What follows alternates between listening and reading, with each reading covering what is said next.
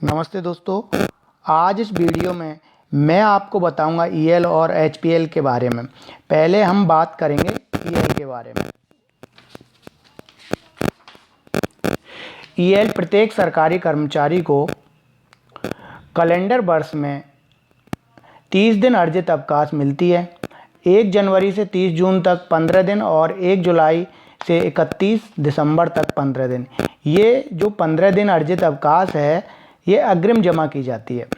एक कर्मचारी के खाते में अधिकतम 300 दिन अर्जित अवकाश ही जमा की जा सकती है। 6 महीने की अग्रिम अवधि के लिए जमा होने वाली 15 दिन की अर्जित अवकाश पहले से जमा अवकाश के दिनों के साथ अलग से जोड़कर लिखते हैं और उपभोग की गई अवकाश को कम करके 30 जून 31 दिसंबर को कुल जमा की गणना करते हैं।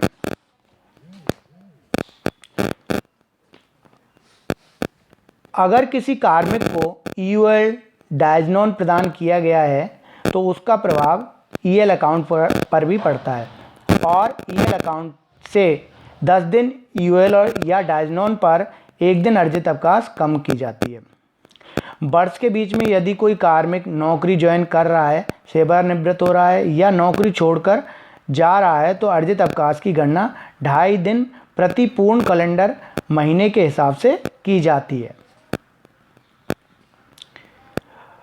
कार्मिक एक बार में अधिकतम 180 दिन तक अर्जित अवकाश उपभोग कर सकता है, परंतु निम्न स्थिति में 300 दिन तक अर्जित अवकाश भी उपभोग कर सकता है।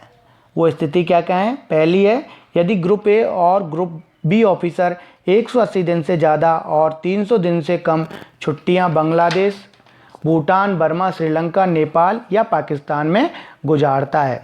और दूसरा है, यदि कोई कार्मिक अपनी सेवानिवृत्ति के लिए उसकी तैयारी के लिए छुट्टी लेना चाहे तो उसको अधिकतम 300 दिन तक अर्जित अवकाश प्रदान की जा सकती है। दोस्तों, आपको स्क्रीन पर ये जो टेबल दिखाई दे रही है इसमें आप देख सकते हैं कि दिनांक 30 जून 1986 तक सरकारी कर्मचारी अपने अर्जित अवकाश खाते में केवल 180 दिन अर्जित अवकाश जमा कर सकता था। दिनांक 1 जुलाई 1986 से 31 दिसंबर 1989 के बीच ये सीमा 240 दिन कर दी गई और दिनांक 1 जनवरी 1990 से 30 जून 1997 के बीच कार्मिक को सुविधा दी गई थी कि यदि उसके खाते में 240 दिन जमा हैं और आने वाले अग्रिम 6 महीने की 15 दिन अर्जित अवकाश को वो उसी 6 महीने के दौरान उपभोग नहीं करता है तो वो लैप्स हो जाती है और 6 महीने के अंत में केवल 240 दिन ही उसके खाते में शेष रहेंगे। इसके बाद दिनांक 1 जुलाई 1997 से इस सीमा को बढ़ाकर 300 दिन तक कर दिया गया और 7 अक्टूबर 1997 से कार्मिक को एलटीसी के दौरान जाने पर लीव इनकेसमेंट की सुविधा दी गई, परंतु ये लीव जो इनकेस की जाती थी वो लीव भी इसी 300 दिन के अंतर्गत शामिल थी। परंतु जब 6वां पे कमीशन आया तो उसमें दिनांक 1 सितंबर 2008 से एलटीसी के दौरान इनकेस्ड लीव को 300 दिन से अलग कर दिया गया और वर्तमान में कार्मिक पूरे सेवा काल के दौरान एलटीसी जाने पर अधिकतम 6 बार और एक बार में अधिकतम 10 दिन अर्जित अवकाश इनकेस करा सकता है। सरकारी कर्मचारी को स्थानांतरण होने पर ज्वाइनिंग टाइम मिलता है। ज्वाइनिंग टाइम के बारे में विस्तृत जानकारी आप मेरे दूसरे वीडियो में देख सकते हैं जो आपको इस वीडियो के अंत में स्क्रीन पर दिखाई देगा। ज्वाइनिंग टाइम जो कि अधिकतम 15 दिन मिलता है, इसमें से कार्मिक द्वारा उपभोग में लाए गए दिनों को कम करके बचे हुए दिनों की अर्जित अवकाश में जमा किया जा सकता है, बशर्ते जमा की गई कुल अर्जित अवकाश 300 दिन से ज़्यादा ना हो। अनएबल्ड ज्वाइनिंग टाइम दो ही स्थिति में अर्जित अवकाश खाते में जमा होता है। दोस्तों वो दो स्थिति कौन सी हैं, आप देखिए।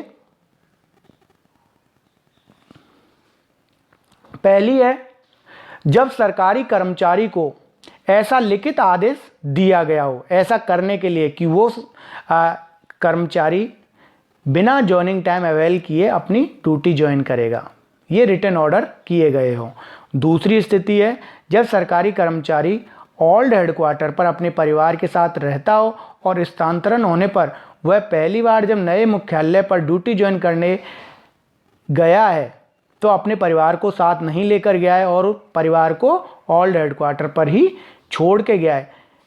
ऐसी स्थिति में वो अनएबल्ड ज्वाइनिंग टाइम जमा करा सकता है। उसका उद्देश्य यही है कि वो दोबारा छुट्टी जाएगा तो अपने परिवार को जो पुराने मुख्यालय पर छोड़ा गया है उस समय पर उसको छुट्टियों की ज़रूरत पड़ेगी, तो वो अनएबल्ड जो ज्वाइनिंग टाइम है वो और कुछ ईएल या जो भी वो छुट्टियां मांगता है उनको मिला करके वो बच्चों को लेके आएगा। तो उस टाइम पर ईएल की या उसको छुट्टियों की ज़रूरत पड़ेगी। तो इन दोनों ही स्थिति में अनएबल्ड ज्वाइनिंग टाइम ईएल अकाउंट में जमा कर दिया जाता है। अदरवाइज एम्प्लॉय अपनी मर्जी से ज्वाइनिंग टाइम अवेल नहीं करता है तो उसका जो अनएबल्ड ज्वाइनिंग टाइम है वो उसके अनलीव अकाउंट में जमा नहीं किया जाएगा। ये ध्यान में रखने वाली बात है।